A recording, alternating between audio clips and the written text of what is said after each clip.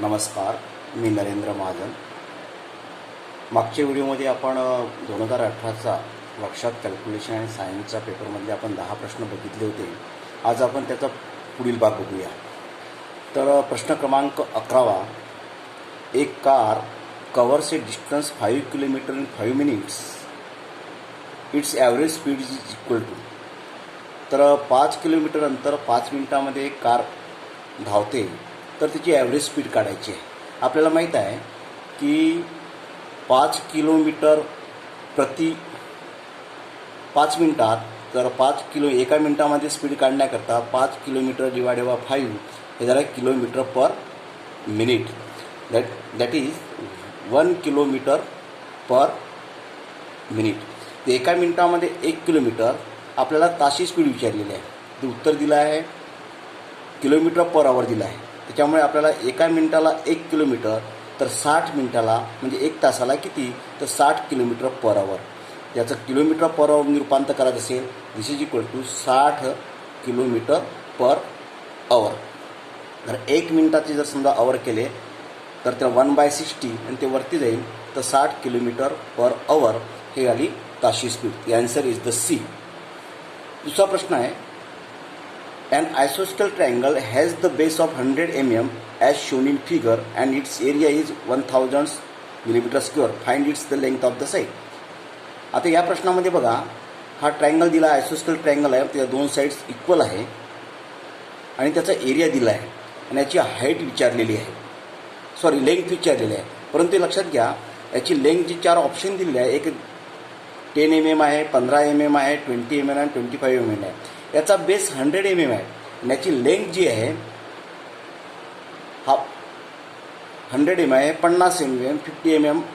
आपल्याला याची हाईट काढत असताना अपोजिट व्हर्टेक्समधून त्याच्यावर परपेंडिक्युलर ड्रॉ करावं लागेल.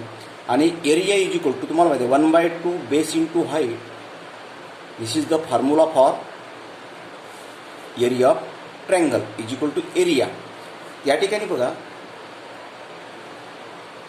एरिया बेस दिलेला आहे. बेस आहे 100, हाईट तुम्हाला काढायची आहे आणि एरिया दिला आहे 1000. तर तुम्ही याचं कॅल्क्युलेशन केलं तर 50 multiplied by h is equal to 1000 आणि therefore h is equal to 1000 divided by 50. That is equal to h is equal to 20 mm. हे 20 mm हाईट येईल. आता याच्यात बघा, या ठिकाणी तुम्हाला लेंथ विचारलं आहे. ॲक्च्युली लेंथ ही केव्हाही 50पेक्षा जास्तच राहणार आहे. पण ऑप्शनमध्ये तुम्हाला काय दिलं आहे, 15 mm, 15 mm, 20 mm, 25 mm. तर चुकीने उत्तर लेंथऐवजी ते या ठिकाणी हाईट पाहिजे होतं. प्रश्न चुकलेला आहे, तो आपल्याला करेक्ट करता येईल. हा प्रश्न ॲक्च्युली हाईट विचारला पाहिजे होती. तर हाईट जर विचारली तरच ती 20 mm आन्सर राहील, अदरवाईज हे आन्सर चूक राहील. Answer C is the correct answer. कारण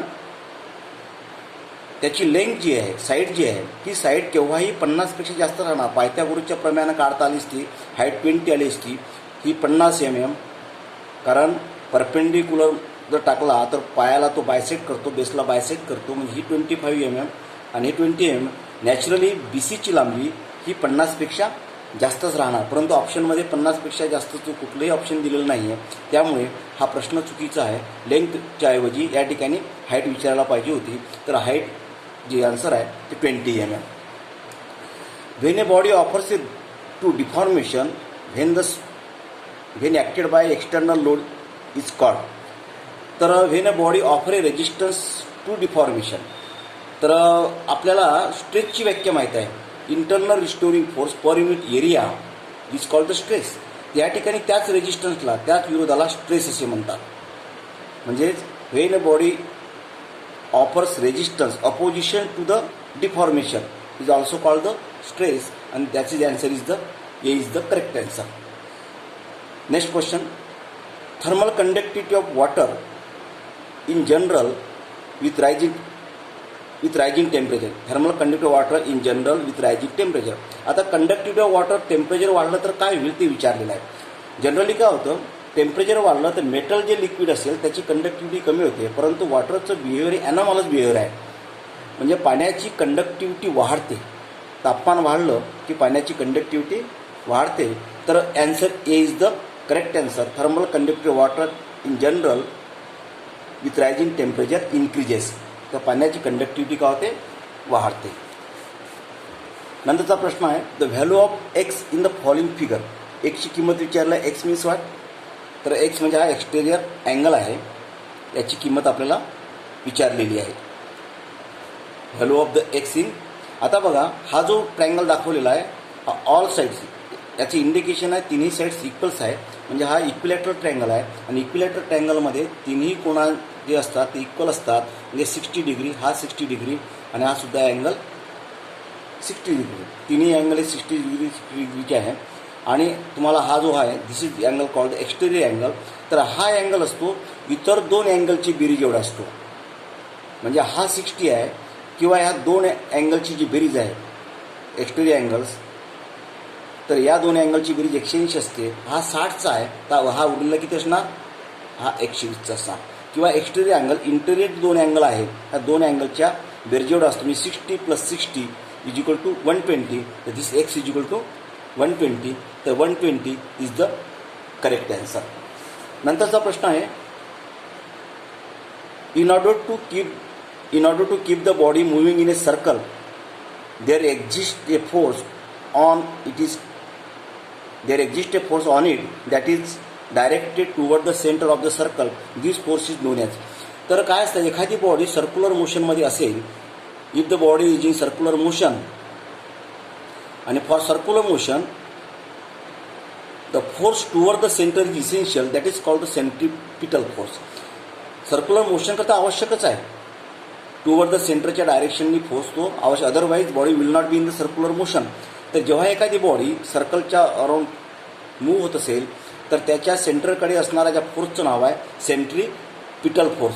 तर centripetal force is the correct answer. तर B is the correct answer. Centrifugal force आहे directed away from the centre, म्हणजे बाहेरच्या दिशेनं असते, आणि हा इनवर्ड डायरेक्शन असते टुवर्ड द सेंटर.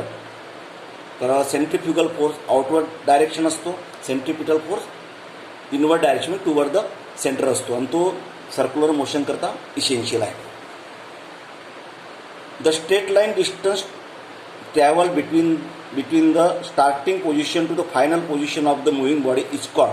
आता straight line distance initial to final position, म्हणजे स्ट्रेट लाईन डिस्टन्स त्याला आपण काय म्हणतात, समजा point A to point B हे स्ट्रेट लाईन डिस्टन्स आहे, तर ह्या स्ट्रेट लाईन डिस्टन्सला डिस्प्लेसमेंट असे म्हणतात.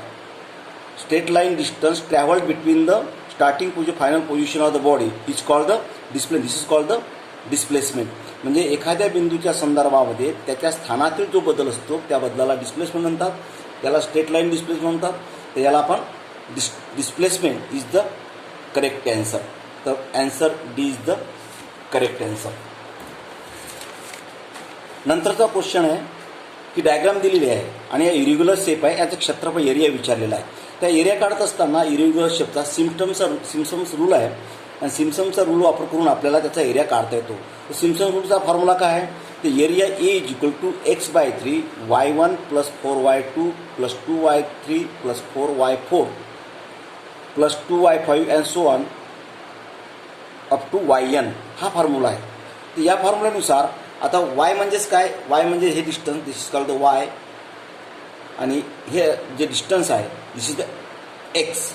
या ठिकाणी बघा याचे इंटरव्हल पाडलेले आपण x इज 50, ते एक्सची किंमत 50 आहे, आणि y किती, हा y1 140, y2 160, y3 200, y4 190, y5 180, आणि हा y6 130. अशा y1 y2 y3 y4 y5 y6च्या किमती दिलेल्या आहे. आता फॉर्म्युल्यामध्ये आपण किंमत पुट करूया.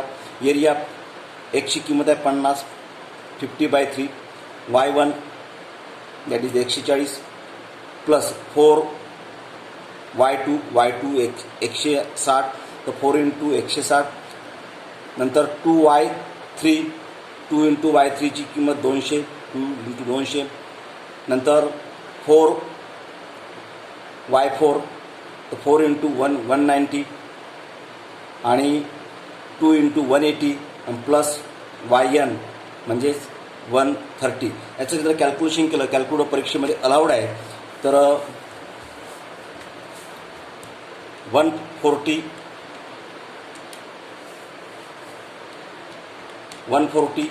Plus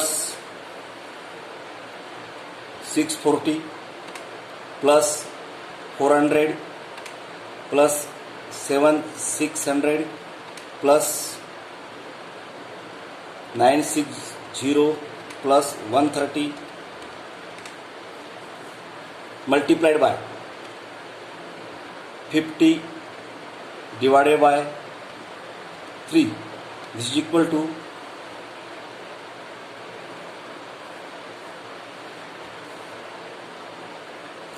4,000, 50,000, 500.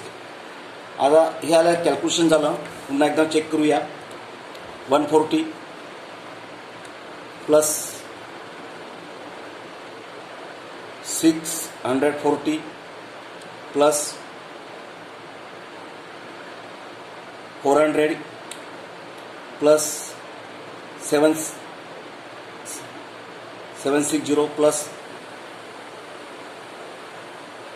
960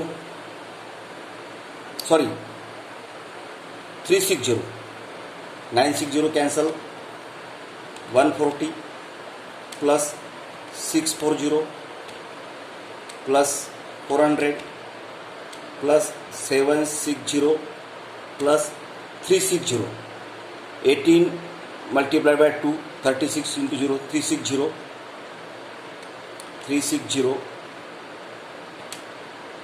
plus 130 divided by 3 multiplied by 50. This is equal to 40,500. This is the meter square. This is the area, but the area is given in hectare, and 1 hectare is equal to 10,040 meter square. Area तुम्हाला हेक्टरमध्ये दिलेला आहे आणि याचं उत्तर मात्र आपण metre स्क्वेअरमध्ये काढलेलं आहे. याचं रूपांतर तुम्हाला हेक्टरमध्ये करता येईल.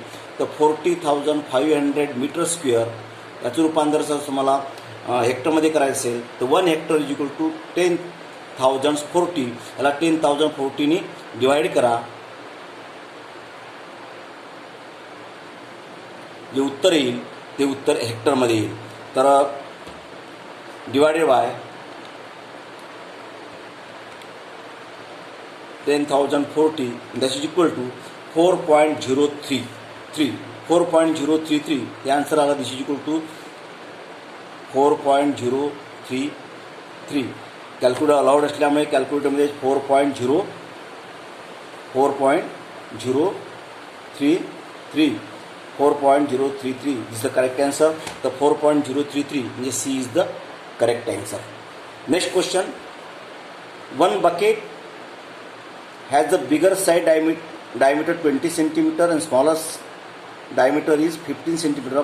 Find the volume in liter of the bucket if the height is 20 centimeter. आता बकेटची साईज या प्रकारची आहे आणि तुम्हाला माहीत आहे this is the frustum of a cone. Formula माहीत आहे. Volume of the frustum of a cone तर πh/3 r1 square plus r2 square plus r1 into r2. पायची किंमत ठेवा 3.14 multiply by 20. r1 square 3.14 multiplied by 20. r1 square means 100. r2 square means 7.5 square 7.5 multiplied by 7.5. Calculator परीक्षेत allowed आहे. This is equal to 56.25 plus 7.5 multiplied bye 10 means 75. बघा r1 means radius, खालच्या तळाचा जो व्यास आहे हा 10 सेंटीमीटर आहे आणि वरच्या तळाचा व्यास जो आहे 20 सेंटीमीटर व्यास आहे, डायमीटर आहे म्हणजे रेडियस होईल 10 आणि 15 सेंटीमीटर खाली तळाचा आहे म्हणजे डायमीटर होईल 7.5 आणि हाईट आहे त्याची 20.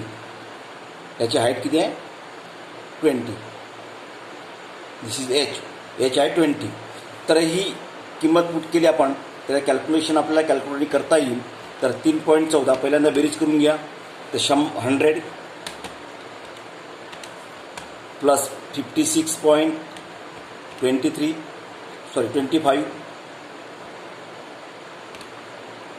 Plus 75 multiplied by 20 multiplied by 3.40. This is equal to 14,000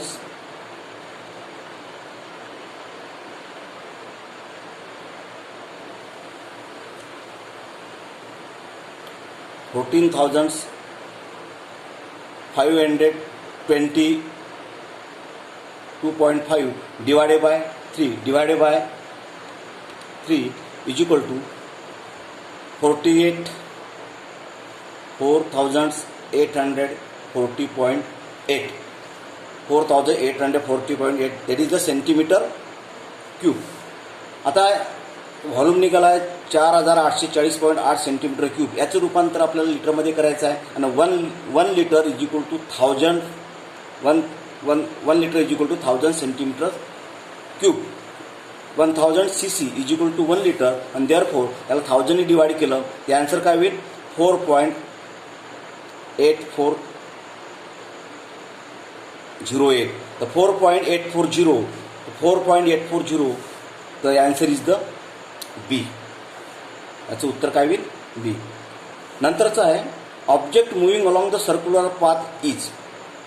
object moving along the circular path. जेव्हा ऑब्जेक्ट जर सर्क्युलर पाथमध्ये जो मूव्ह होत आहे तर तो कशामध्ये असतो, इन इक्विलिब्रियम आहे, not in equilibrium, not moving with constant speed, in random motion.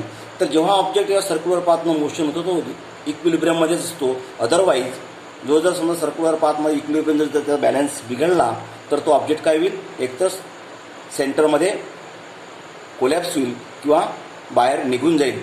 Circular motion करता सेंट्रिपिटल फोर्स आणि सेंट्रिफ्युगल फोर्स दोन्ही फोर्स इक्वल असणं आवश्यक आहे. तर that should be in equilibrium. तर आज आपण इथेच थांबवूया. पुढच्या व्हिडिओमध्ये याचा उर्वरित भाग आपण पुढच्या व्हिडिओमध्ये बघूया. थँक्यू.